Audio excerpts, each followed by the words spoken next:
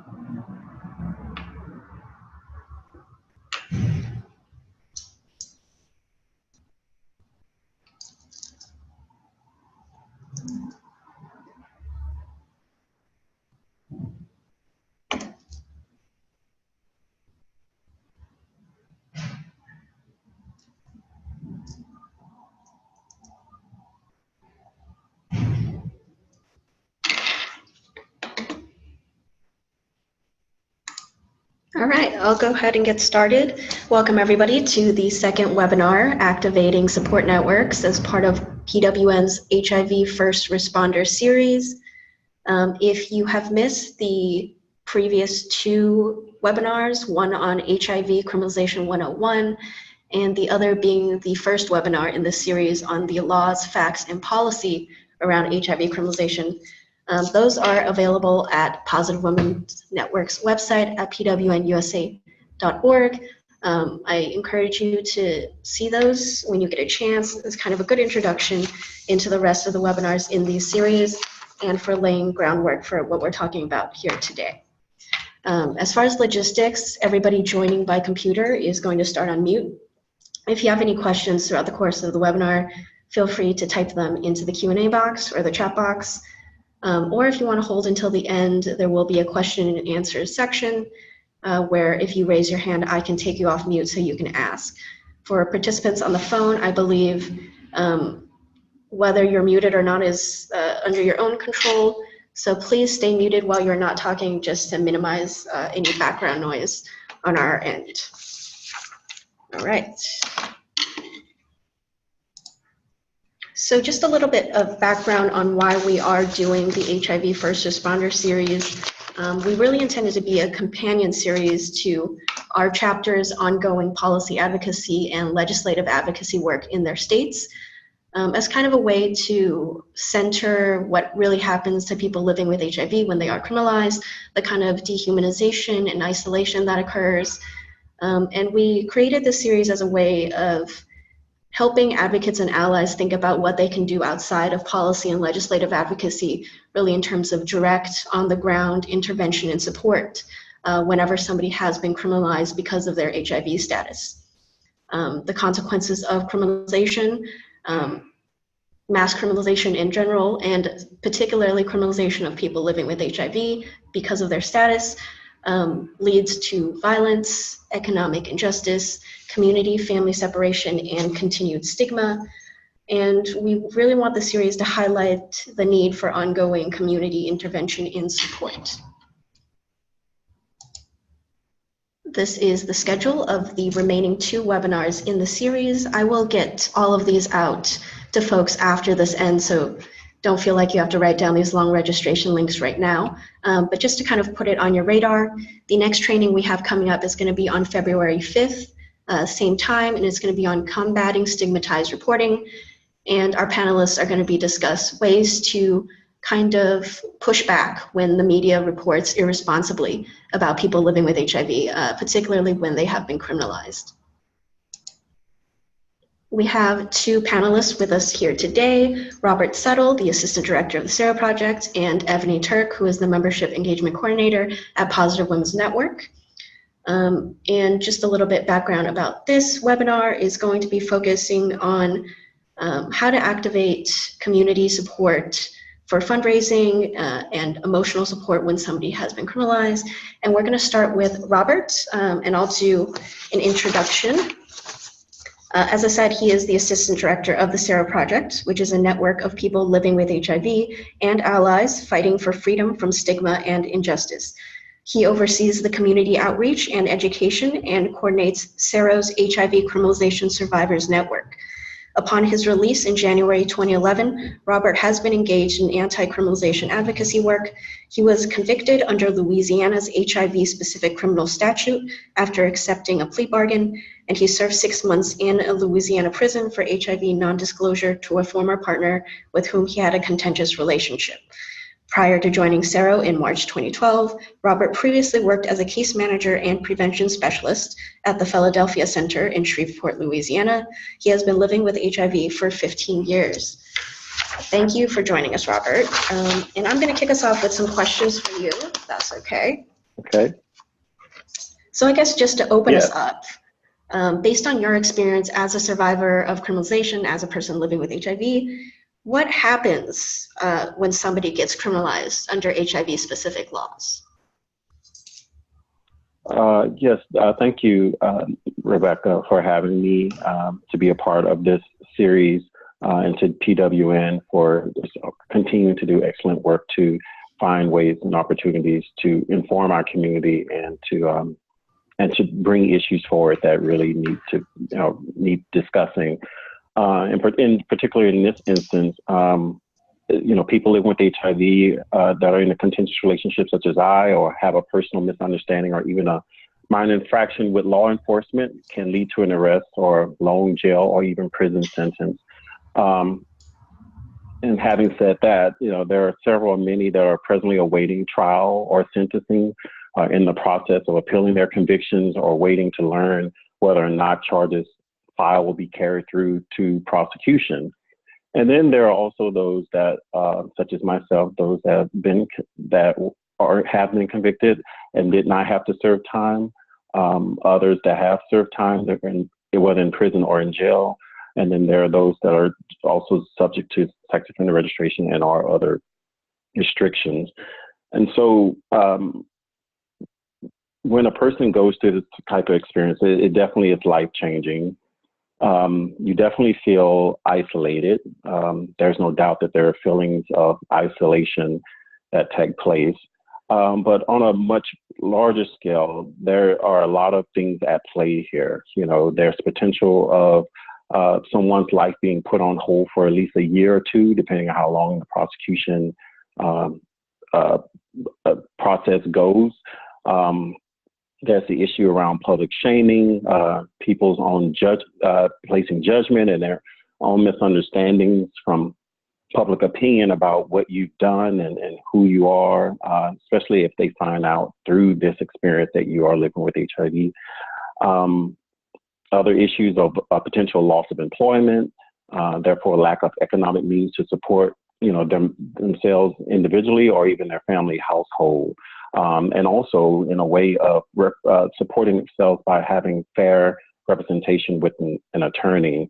Other things are a loss of housing. Thankfully, there are situations where individuals are able to keep their jobs even though they face this accusation. Unlike myself, I wasn't able to keep my job when this happened.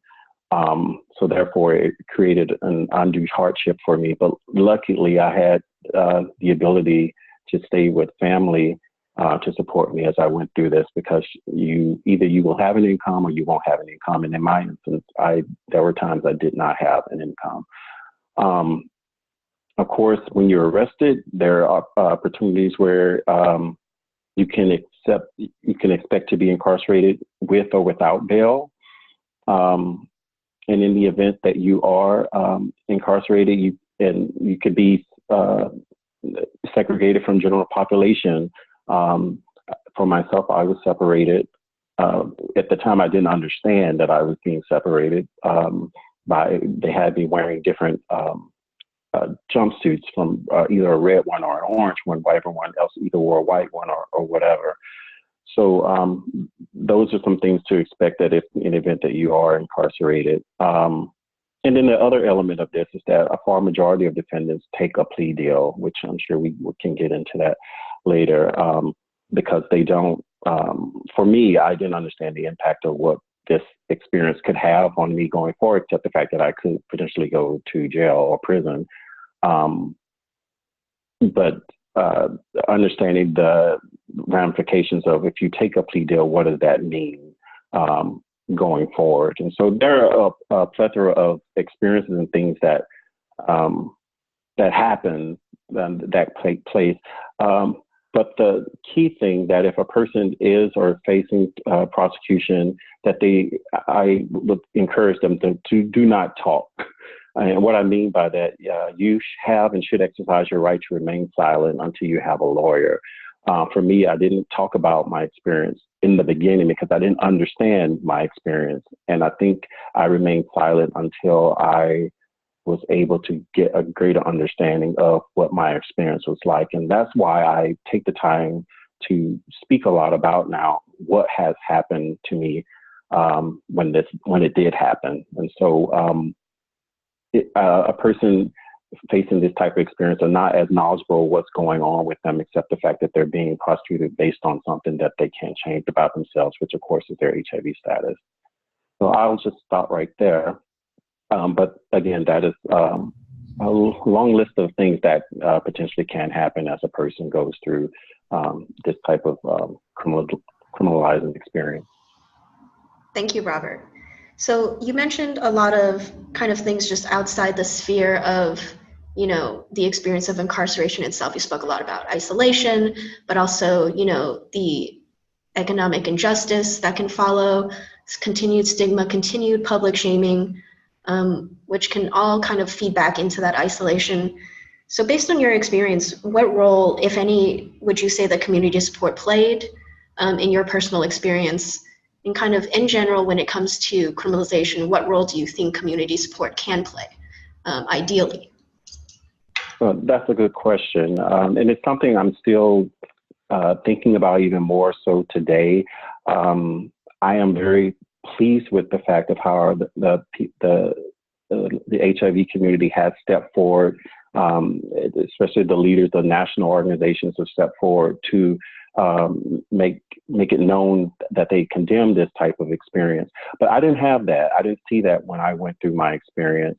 And I think, not that I hold any ill-willed or hostility towards my community, I can see perhaps why they didn't speak up, maybe because they didn't understand it fully, what it really meant.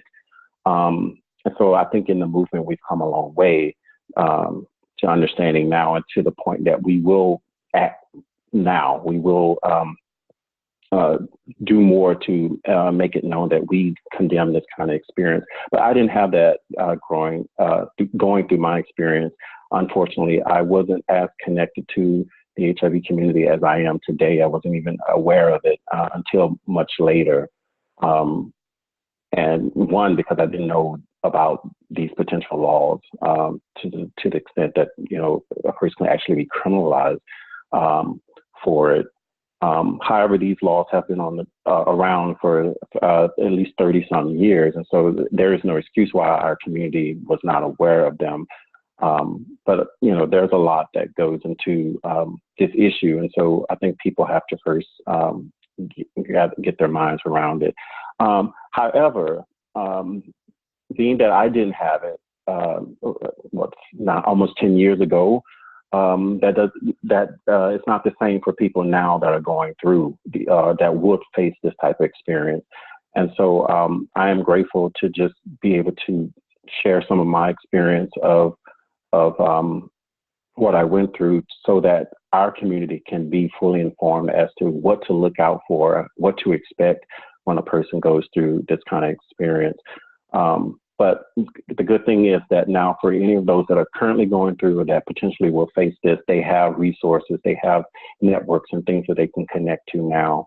But it's our job as a community of people living with HIV and other communities to make it known that we are here, that these resources are available, so that people don't have to go through it alone. And if anything, the role that I would like to see in our community is to I believe we have a duty to speak truth to power, and meaning the criminal justice system, to legislators, to prosecutors and judges, the people that have the power. We have an obligation to speak truth. And what I mean by that is to provide information, to provide a stance, to say that we have a stance on this particular issue, and that we don't all agree with the way and how people living with HIV are being criminalized when facing this kind of situation. And on a more personal note, for those that are going through, as a support network, I feel like it's our responsibility to not give advice. We can't even give legal advice on whether or not a person to, for example, take a plea deal, but it is our responsibility to listen to the concerns and questions of those individuals and to provide information. So that is my thoughts on what I think our role as the community should play. Thank you. And you all definitely spoke to kind of trying to not replace, legal counsel and things like that, and not overstepping when it comes to being a support network. I was just wondering if you could speak to, for advocates who may or may not be themselves people living with HIV and looking to get started and looking to provide support, what would you say are some key things to keep in mind in terms of making sure, that they aren't overstepping, that they are keeping the person who has been criminalized in mind? What are some tips and takeaways you have? That's a good question, because we kind of went through this we did go through this example just recently, over the past couple of years with the Michael Johnson experience. And there were a lot of individuals as well as national organizations that wanted to get involved to figure out how to best support, this young man, because of how high profile his case became and how unjust it was, how it was being handled. And so we're finding that it's very important that if you're going to have multiple individuals and or organizations involved, that there has to be someone or an entity that takes the lead, someone that can perhaps coordinate the communication amongst the individual groups, the individuals as well as the national or even local groups. That is key, because otherwise you got a lot of people doing the same task or an effort and sort of running in circles, and also it can cause a lot of confusion. So communication is definitely key if they're going to be sort of a multi-pronged or multiple groups involved in providing support. But to keep it simple, I think individuals as well as organizations that as serving as allies and advocates, that we, one, understand or familiarize ourselves with the criminal justice, or how the criminal justice system works. That is key, because it's how are you going to fight a battle if you don't understand what it is you're fighting against, or how what you're fighting works, or how it doesn't work. That is key. I cannot stress that enough, because the things that I've heard just from observing, I'm finding that not a lot of people are knowledgeable how our criminal justice system works. It's not just that easy to say that a person should be let out, or they should that this law is wrong, or whatever. Like, you have to understand how it works. Another part of this is, if we want to connect to the defendant in some kind of way, that we have to introduce ourselves to that individual, or to the support that they have. And we have to be very sensitive about how we do that, because people are, this is either their loved one or a friend or a relative, and you want to be as respectful as you possibly can when you're connecting with these families, because this is not it's not a good time, it's not a good experience when one is faced with that. And so it can be really challenging, very emotional, and we just want to, I think it's very key to be respectful of this process, and not going into this thing as if like we are the experts, we know everything, you should do what we say, kind of thing. So on and some other points that I want to highlight is that finding a lawyer knowledgeable about HIV and criminalization can be difficult. So again, it's about establishing relationships. So it's important as advocates and allies that we establish relationships with the defense attorney, contact a local public defender's office, or develop relationships with people who work through HIV legal clinics or service providers. And some organizations, for example, national organizations, CIROS, Center for HIV Law and Policy, ACLU, Lambda Legal, just to name a few. And then there are probably some also local organizations within various states that are just as interested or capable of providing support as well. I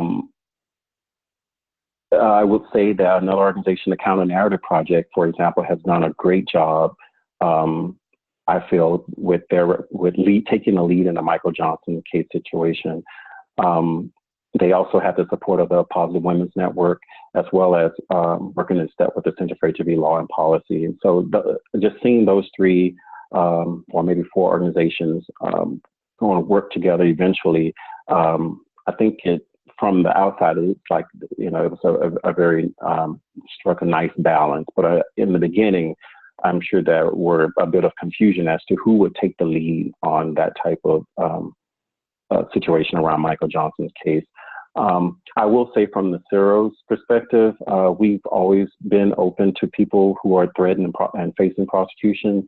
I want being myself and also sharing my experience with what I had gone through. And so we just, CIRO tries to do its best to connect with those people as best as possible without overstepping, but being respectful to let them know that we are here as a resource of information, as well as to provide any support, that we possibly can, personal support, and without offering legal advice as to what they should do, but to understand what it's going to be like as you go through this type of experience. And lastly, I want to say that it is definitely important, and I begin to think we're going to see more and more networks of people living with HIV organized and develop. I think that is, the networks are a very good gateway for a person that's facing these type of criminalization experience, whether it be HIV related or any other type of criminalization experience, and for people who are happen to living with HIV, to be able to connect with people who know what it's like to live with the diagnosis, because a person's diagnosis can come into play as to how they're being treated, how they're being supported. And I just think that as people living with HIV network, we need to let people know that those persons have a place to come to. They have a home or home base to start from, whether even when their family doesn't understand or their community, people within their neighborhoods don't understand what they're going through. And I think that we are starting to do better with that, but we need to do more. We need to be more diligent about how we connect and provide that support to people. Thank you. And I did have one last question, still based off of making sure that allies and advocates are not overstepping, and kind of recognizing that, providing emotional support could mean access to a lot of confidential information about family life, about health status, about legal matters. What are your tips for how advocates can maintain confidentiality of the folks that they're trying to support when they are part of a network? I think, for example, you should probably designate a leader, someone that has established or developed a closer bond with either the individual that's being prosecuted or representative of their family or their family network. I can't say that I've come into experiences where we dealt with someone's personal, close, confidential information, because I've always kept in mind, where to draw the line for me. And if there's anyone that had other experiences in other ways, I hope that you would share them even with me, so that I can learn from that. But I've always just been very stickler about trying to stay the line, and not crossing over that. Because we're not in the business of being nosy and getting into folks' business. This is a real serious situation, and it's really all about either directing people to resources that can really help them, because people are looking for help. And it's so easy for us as advocates to be so passive about this experience because it's not happening to us as much as we're trying to do what we can do on the ground. But the people that are going through, this is their every day. And they really need the support, and they really need to know where to get the help that they need, because someone is in the process of losing a job, losing their home. And that's why it's important for us to get that information to them as to what this experience is going to be like, and what resources are there to help them. But we're not there to get into their business. It's not our place to judge what someone did right or did wrong. It's just not, that's just not the place or the space to do that. And I just always try to respect the individual and respect their decision, because it's about what they're willing to live with, not what we're willing to live with. It's what that individual is going through and what they're willing and able to live with, whether it be the resources that we provide or whether it be the decision that they make on whether they go to trial or accept a plea deal or how many years. It's ultimately their decision and not ours.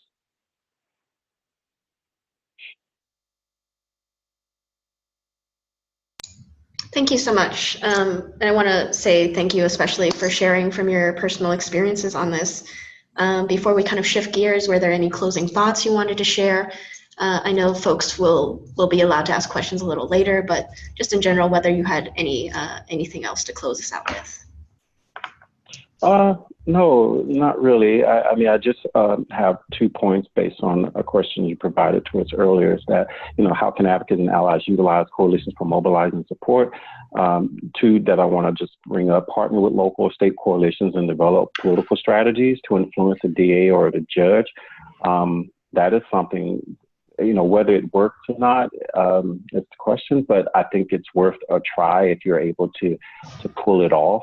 But it's very important, again, that when partnering with local or state coalitions, it's important that communication is key, and that all these entities know who the players are, around this work, so that there won't be any questions or confusion as to who is doing what, who is taking lead, and what are the action steps and the efforts that have taken place or that will take place. And the other point that I want to highlight is community outreach, and at the same time, while perhaps you're doing some type of political strategy to influence the district attorney or the judge, I know that the entity that has the most power is the DA. A lot of people think the judge has a lot of power, and the judge does have power, but it's the DA that really calls the shot whether to bring these prosecutions forward. So just a little side note there. And the other point that I wanted to make is community outreach and education about how the utilization of the state law does more harm than good. I can't stress the importance of community outreach and education. I know we always feel like we have to go to the people with the power, which is important because they need to be informed and educated as well. But for the community of people that are involved in this defendant's life, from their church family, or from the people they go to school with, or their doctors, or I mean any and everybody that is involved in this person's life, or especially around their diagnosis or whatever, that you have to educate them about this issue to understand what's going on. I didn't inform my family at the time about my experience because I really didn't know how to articulate it to them in a way that they will understand. Because there's a lot of things for me living in the South, being Black, being gay, being HIV positive, and now facing criminal prosecution and so on and so forth. You know, there are a lot of issues that families can't get past before they can understand, you know, what is it about you living with HIV and now you're facing a prosecution about it. You know, that's a lot. That's a lot of layers there. And you never know what people have to deal with when dealing with people who don't understand the person as well as the thing that about them, whether it be their HIV status or their sexual orientation and things like that. So I can't stress the importance of education about what's going on. And we just can't assume that even the people that are going through the experience know a lot about HIV as well as about the criminalization of their HIV. And so me personally, I feel like I've not done enough to do better with that. And that's one of my goals this year in 2018 is to really not only just be there for the people that are going through and sharing tidbits about the experience based on what they ask me and what have you, but also really making sure that they have a really solid foundation of understanding of what HIV criminalization is and what that means on a broader scale beyond what they're going through, but how that looks across the country and in the world. And I want them to see what we see as advocates and allies, you know, about this experience so that they can have a more broader understanding of this experience and not just, this is only happening to me, but to realize that this potentially happen to lots of people and can happen to even more. Thank you. And then we'll have you hold until the end just in case folks have questions, if that's all right. Yes. All right, and I think that's a really good transition into our next piece, which is going to be presented by Evany, about, you know, understanding what criminalization really means. A lot of times the economic injustice portion of it, which can happen really before, during, and after criminalization, isn't as well highlighted. So I'd like to welcome Evany to talk a lot about doing grassroots fundraising work. There's a lot of legal expenses, there's a lot of other expenses involved for a person who has been criminalized, and Robert spoke to some of those in terms of, you know, stigma that affects your employment, that affects your housing access, and things like that. So Evany will be speaking to that, and I have a little introduction for Evany before we go into her slides. Evany Turn is most importantly a mother. She is also a woman that has been living with HIV for 16 years. She is Positive Women's Network's Membership Engagement Coordinator, and she is also a certified community health worker. Her experience includes coordinating prevention programs and speaking nationally about the importance of HIV treatment and care. She is also the co-chair of the Ryan White Planning Council of Dallas, Texas, and a member of the Planning Council's Planning and Priorities Committee. She is also a member of many networks and coalitions that help to build leadership and power within communities of people living with HIV and all. Have you take it from there, Evany? Thank you, Rebecca. Can you hear me okay? Yes. Thank you. Okay, so when thinking about grassroots fundraising for any community, the fundraising techniques are all the same. When I was thinking about this specific webinar, I was thinking, what would people be raising money for? And of course, you know, they're possibly the support for legal fees, to help people if, you know, if maybe help families, help their housing situation, help to maintain their housing situation. But I was also thinking of smaller things like while they're in there, how do they communicate with their families? Like you have to spend money to make phone calls, and you have to spend money to get the necessities and you need while you're there. So these are some of the reasons why people may be raising money, and communities and networks may want to raise money to help someone who has been criminalized. So what is grassroots fundraising? And can you still hear me? I want to make sure I'm not frozen. Yes. Okay, thanks. What is grassroots fundraising? It's when an individual or small groups raise money from the local community. And it's not hard to do at all. It just takes a little bit of effort and planning to do it. Can I move myself, Rebecca? Or okay, I got it. Thank you. So the goal is to, we'll learn where we can get where the money is or might be. We can develop effective persuasive conversation skills that encourage people to donate to you or your organization.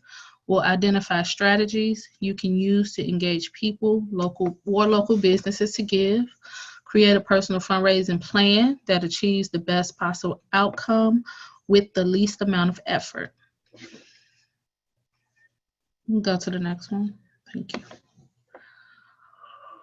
So,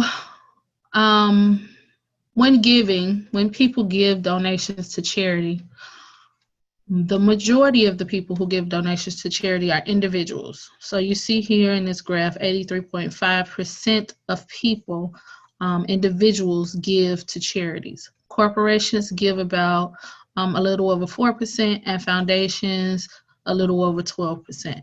But mainly, individuals give to charity. So how do we get their money? How do we get the cash? We ask for it. As you just seen, 85% of people give, so 85% of people can remember their last donation report that they gave because they were asked, which means if you ask somebody personally to make a donation, typically they'll remember it because you as an individual asked. 50% do not remember the name of the if an organization they donated to which they donated. 90% remember something about the person who asked them, even if they didn't know them. So they don't necessarily remember the organization, they remember the person. So you are what's most important there. And why will people give you money?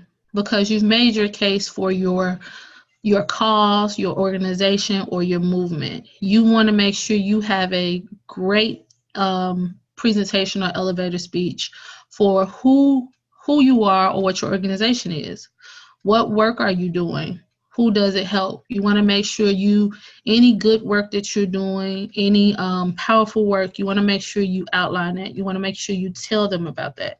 You want to make sure you tell them, how does it help the individual? How does it help the community? How does it help us as a whole? You want to know what still needs to be done, current challenges, and how the donor can become involved. People a lot of times do like to become involved in the causes that they donate to. So you want to make sure you have all of that information available and ready to make your case. And when making your case for organization, a lot of times it provides a foundation for future fundraising. So people will give to you again if they, remember that you're asked. Go to the next one. So, and that's exactly what you have to do. You have to just ask. It's that easy. And it's usually not, so you'll ask, people will say, sure, I'll donate. And then you have to sometimes try to persuade people and be persuasive, which is when your communication skills will be helpful, and when that elevator speech will be helpful. So you should definitely try to create a 1-minute elevator speech with key elements you want to get across. You want to practice it because if you, the reason why it's called an elevator speech is because if you're in an elevator with somebody, you want to make sure you can tell them about what you need or what you want by the time they get to the next floor. So you want to make sure you know the key elements, have them in your speech, practice it, and be able to be persuasive in 1 minute or less. Of course, there's no one-size-fits-all message, so you want to make sure you can be kind of quick on your toes and think about how to customize it to the person you're talking about. But typically, if you have a general speech with the key elements, it's pretty easy to customize. And you want to make sure that you put the important points about your cause or your organization in that speech. Next. So how do you become successful at grassroots organizing? You know your facts about your cause. You know your facts about your organization. You want to, make sure you know that as well as you can.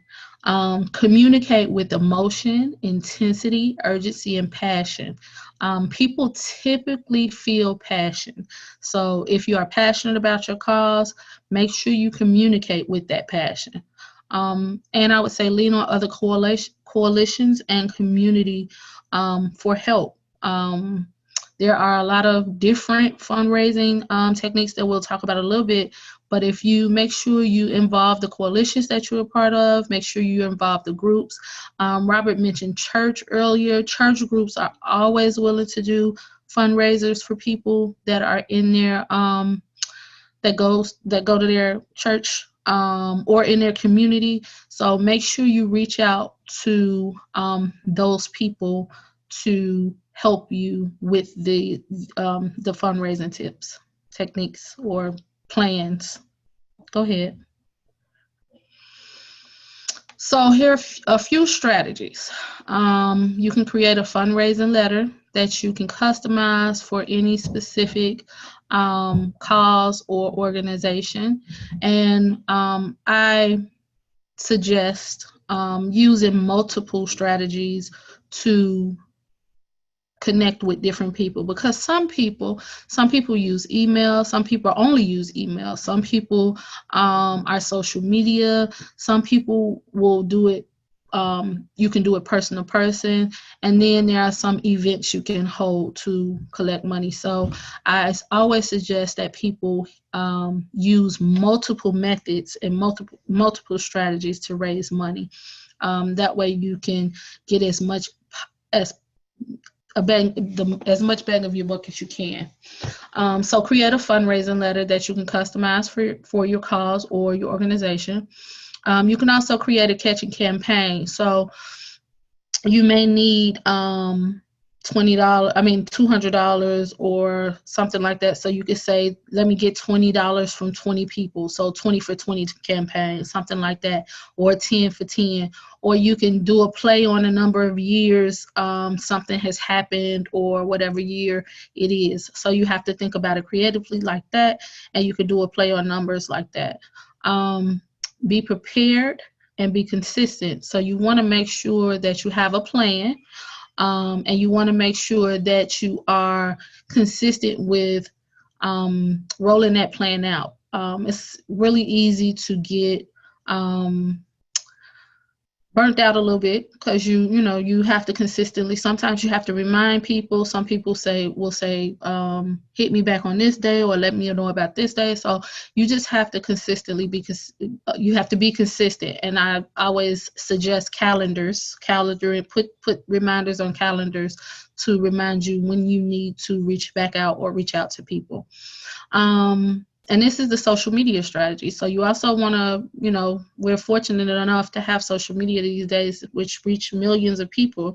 So you want to use social media to your advantage.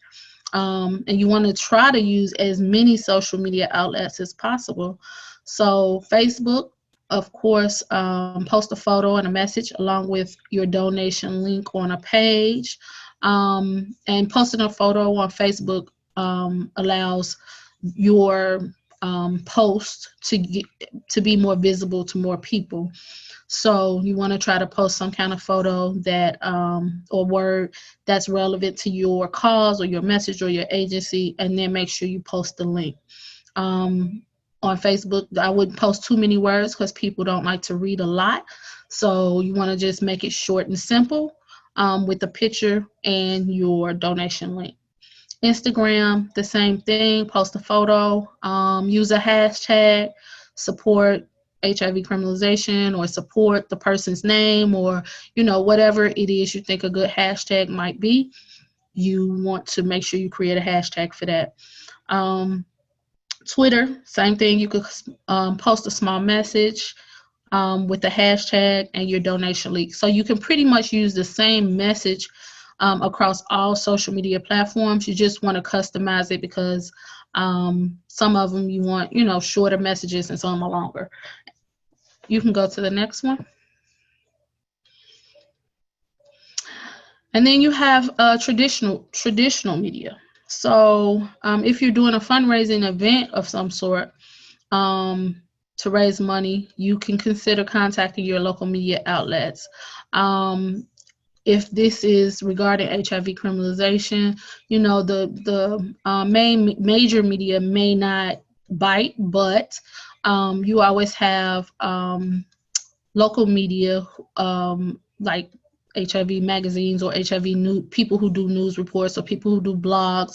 You want to make sure you invite all those people to see if you can get some traditional media attention, because that always helps to get your word out and helps you get donations. You can also do in-kind donations. In-kind donations is you can ask people to donate frequent flyer miles and possibly get a airline ticket to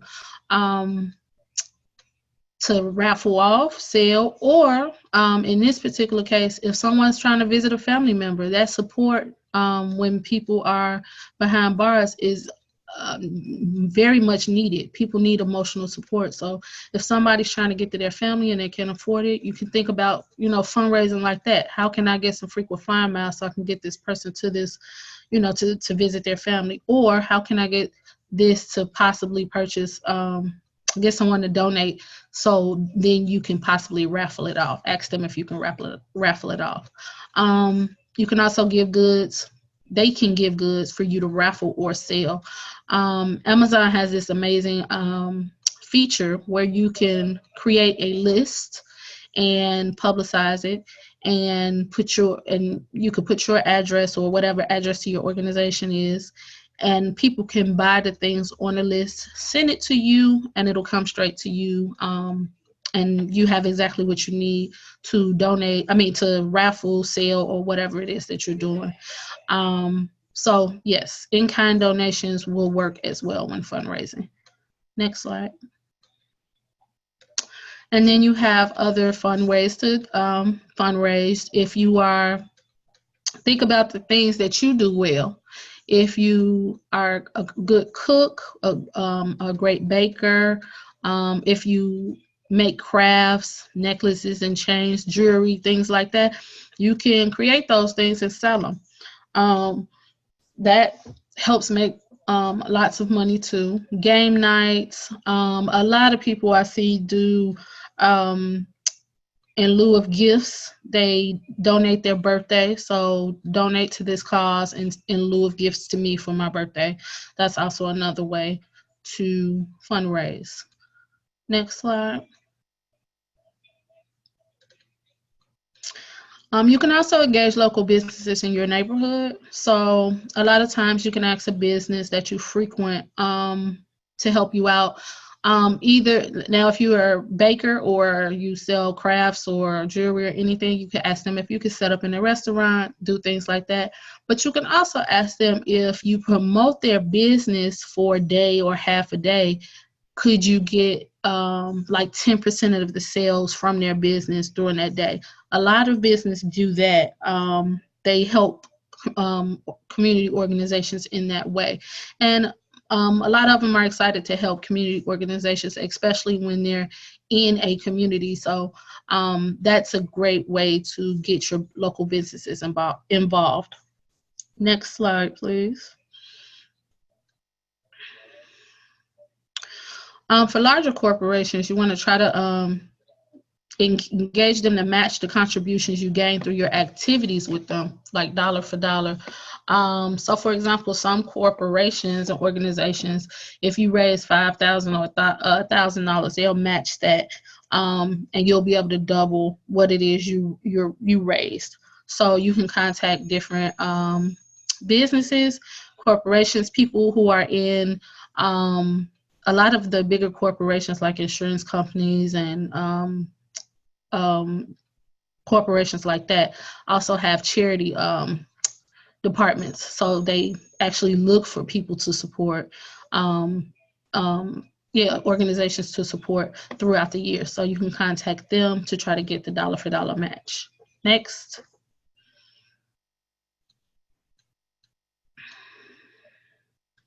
And then there are tons of other things, special events and fun events that you can have in order to raise money as well. Yard sales, you can ask your people in your community, co-workers, churches, for people to do a spring or winter cleaning and say, bring me all of the things that you don't need anymore.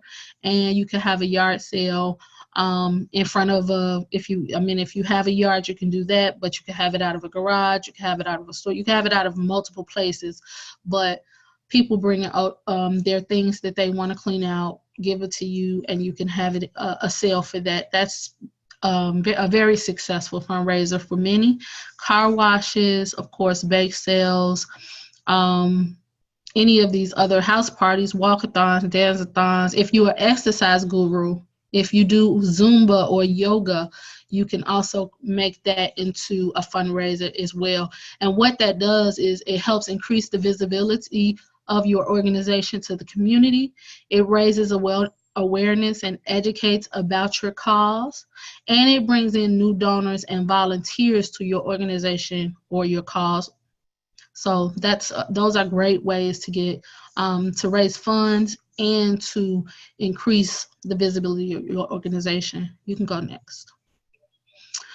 If you want to get more ideas about how to help you plan and decorate for these events, you can always go to Pinterest.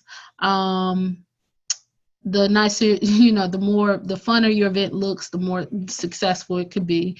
And making it fun and unique draws people and makes them want to participate with you in the future too. So you want to make it as fun and unique as possible.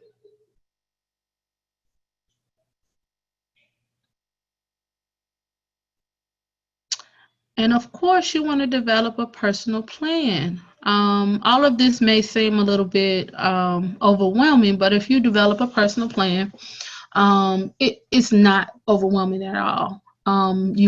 So your plan could be to simply send out a letter, create a fundraising post on social media on a regular schedule. And you want to make sure you take advantage of any awareness days or special days that are connected to your cause or organization. Make a call list of people and have a phone banking party with friends. Call lists are important because a lot of times people forget who may be in their social circle and who will support them. So you always want to start with family and friends, and then you want to family and close friends, then you want to go out into your bigger circle of friends and colleagues. Church, you want to think about church, sororities, fraternities, things like that. So making a call list is really important because it allows you not to forget about people that you may forget about if you don't sit down and take the time to think about it. Pull out your phone book, pull out your phone, go down a list and put those people on your list. And it can be a great, fun phone banking party with your family or friends. People may be more comfortable giving things. Remember that. So you can always have that on your list too for them to give in-kind donations. And planning fundraising events. It's more fun having the events, but planning them, once you get them planned and they're planned and they go off without a hitch, they're usually really fun and you can be very creative. And it'll help people get to know you and get to know your cause. So create that plan. Next. As you are fundraising and as you are doing these different things, everybody who donates to you, you want to make sure you collect contact information for them. You want to keep track of their names and emails, addresses, phone numbers, things where you can then, after they donate, send them a thank you card. You want to always send thank you. Personally, I like to send handwritten thank you cards just because it has a more personal touch than something digital. And people remember those things. People remember personal touches. So you want to make sure you send that out. And then you want to continually always develop a mailing list. Even if you're not sending out mailings, you want to develop this. It's pretty much just developing a database, a complete database of people who have supported you and who are willing to support you. Because even if you're not a big group now, as you grow and as the years go, you can always have people tend to support things that they've supported before. And if you have that their contact information, you can always reach out to them. Take advantage of, make sure you are interacting with people as personally as you can. Get to know them and encourage them to stick around for the long haul. And make sure you tell people as you're collecting information, tell them why you're collecting it. You know, just say, you know, we want to make sure we keep you updated. If there are any updates that you can send to them, that'll be great. If you can keep them involved by like taking a picture, sending thank you cards that way. Yeah, so it's always great to keep your donors updated. Next slide. And there's my contact information if anybody wants any has any other questions or wants to strategize around any specific methods. Thank you. Thank you, Evany. That was great. Yeah, so we're in questions. If you want to type questions in the chat or if you want to raise your hand, I can unmute you. Yeah, feel free to let us know.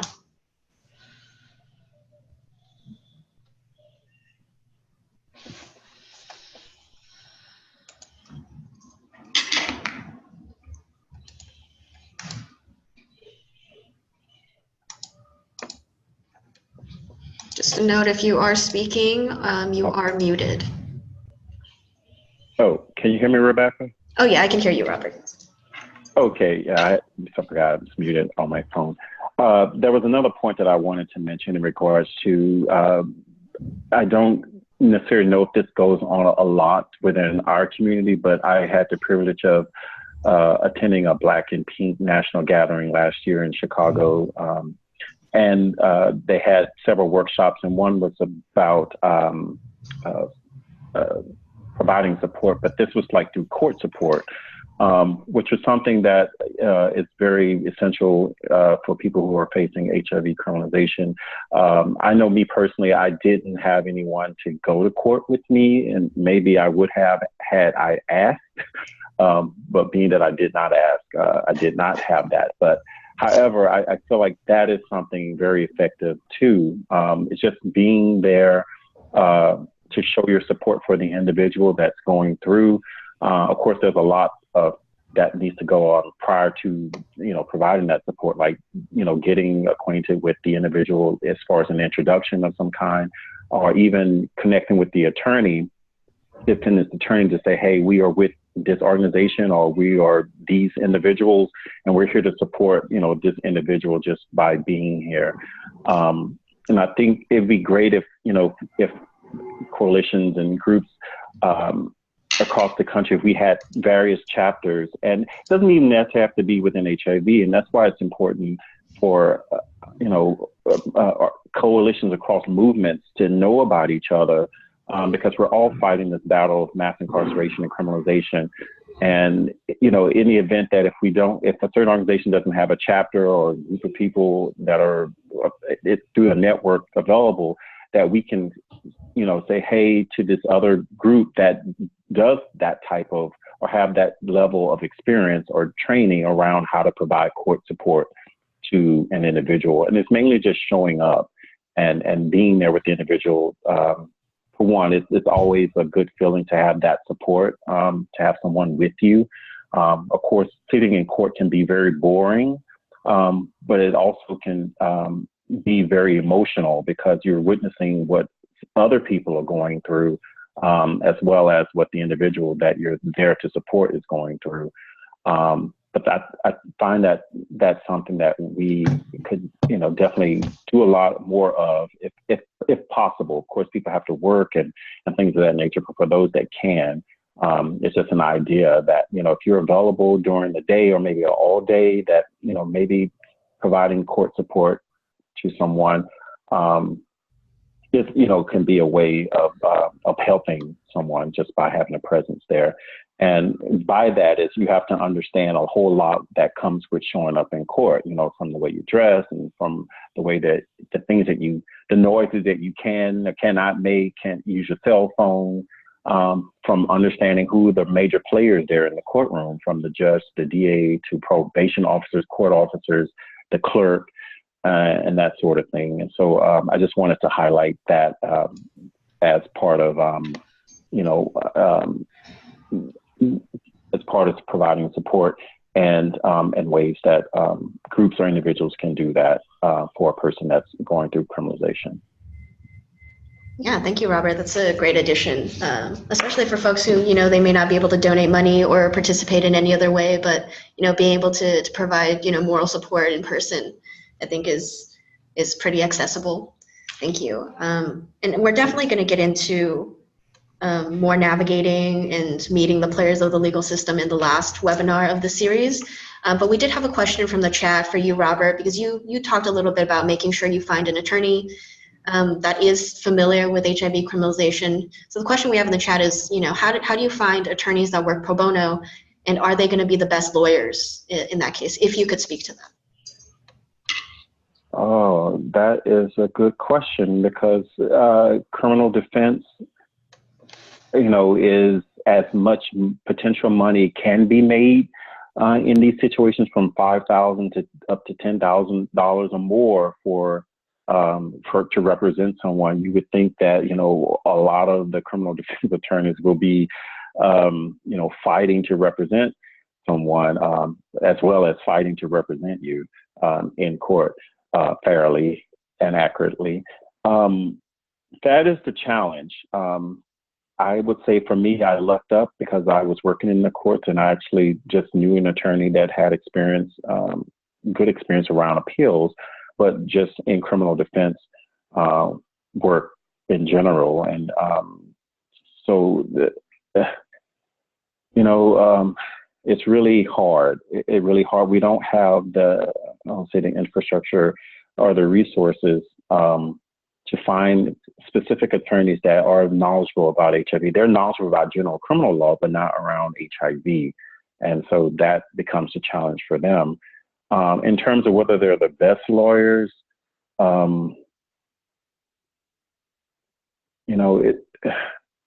I think that would take a moment to identify like what considered best. I think you definitely want an attorney that understands criminal defense practice. You don't want a civil lawyer representing you because they're not as knowledgeable about criminal defense, obviously. So you want to make sure that they are good at that. You also probably a good idea to find an attorney that's strong with the appellate process, that understands the appellate process. And how to file the motions and the appeals and understanding the elements of an appeal and that based on any type of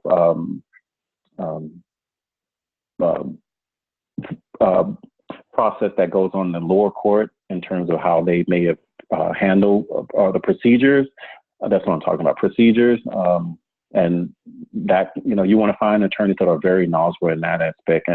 And maybe, just through that attorney connecting with the community or those persons that are experts around HIV and HIV criminalization, that, together that they can, inform that attorney and bring them up to speed. But that is what I would be looking for, not necessarily someone that because not all attorneys they may be good in one way or another, but you want to find ones that are very passionate about representing defendants in criminal, providing them criminal defense, and working not just one that's not as knowledgeable.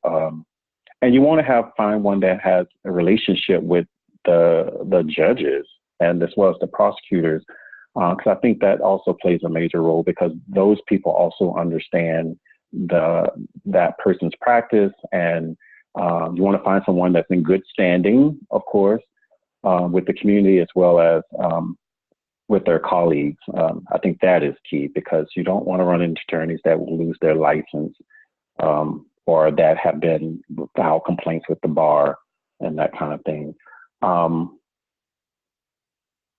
Whether the terms around the best lawyers, like, I think it just depends on the ones that are willing and open to take information and really open to understanding this issue. And they're out there. There's just not every attorney. So we just have to be diligent about who we find. But if things happen so fast, especially when a person's facing this type of situation, it's really hard to really make a good match between the defendant and the attorney. So that is just another area of work that we need to do better in, but hopefully with the cooperation of most attorneys. And I don't know, maybe our community needs to reach out to, the American Bar Associations, the National Association or the state level associations, to say, hey, we as a community want to speak with you about, whether you have attorneys within the association that are knowledgeable and open to this issue. I think in this work, we've let the people who are lawyers sort of speak up for us, and it's a difference between lawyers speaking to other lawyers and community people speaking to lawyers, because lawyers they're career minded, so things don't always move as fast for them. It's all about career, and yes, some of them have passion, but we as community people, we have a different priority. We see things differently. And I'm not sure if the leaders of the bar associations have heard from us yet. And this is just coming right off the top of my head that I've now thought about that maybe that's something that we can work on moving forward too as well, because these criminalization instances are not slowing down. And we need to not only depend on the lawyers that we have in the work now, but I think we as a community need to make contact with the associations as well. Thank you, Robert. Were there any other questions Once again, you can put questions in the chat box, or you can raise your hand on the Q&A and I can unmute you.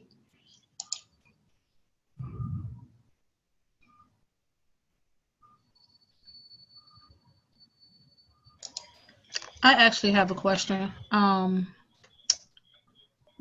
Thinking about community support, letter writing campaigns. Robert, would you think that helped hurt?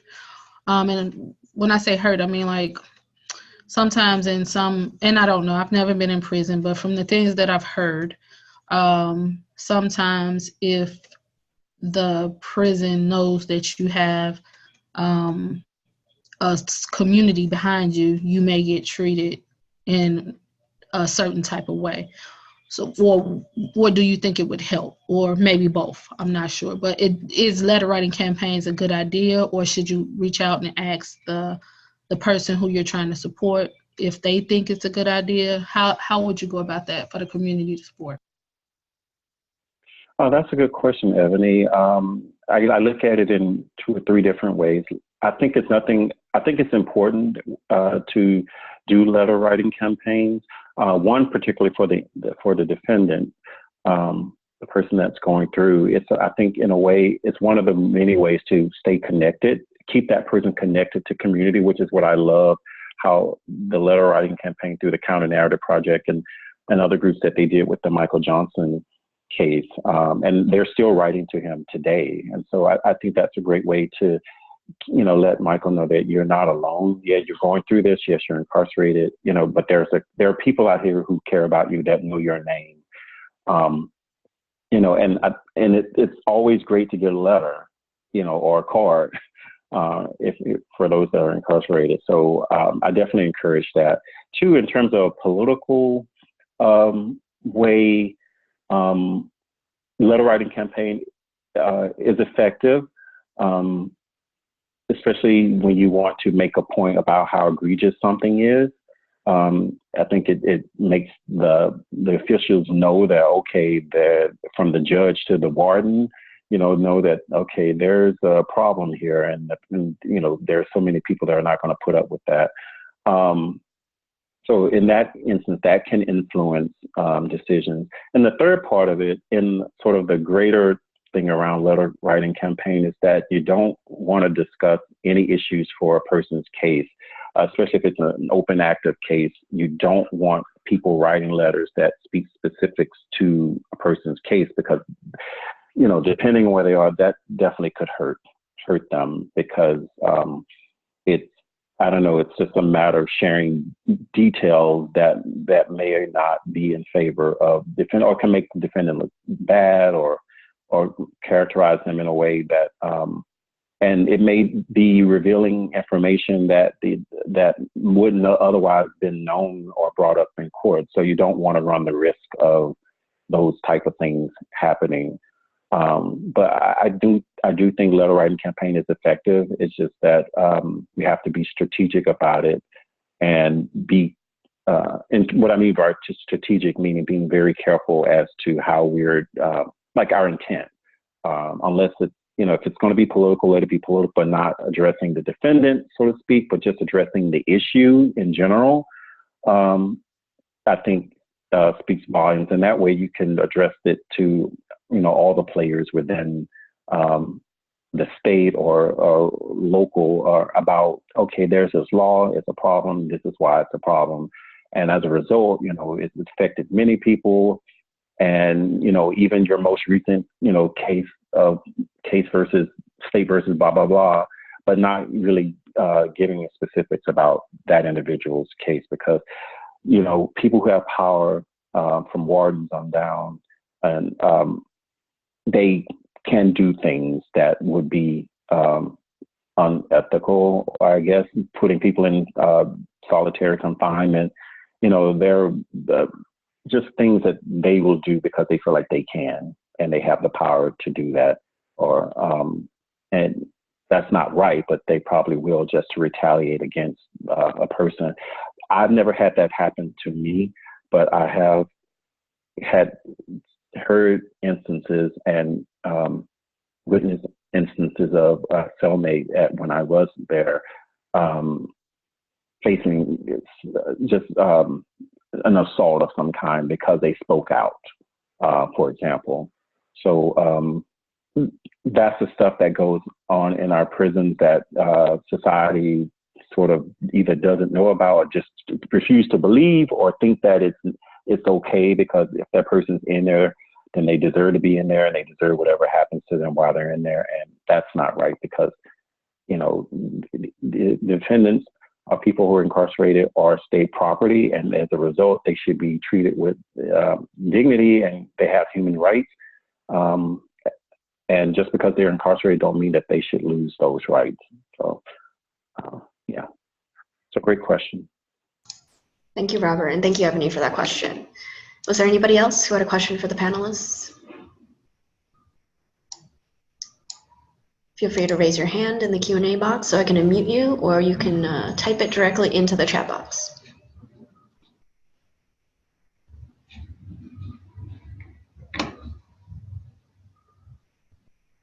Okay, and feel free to interrupt me if somebody does have a question, but I wanted to put up the save the date for our next webinar, which, as I mentioned at the beginning, is going to be on combating stigmatized reporting.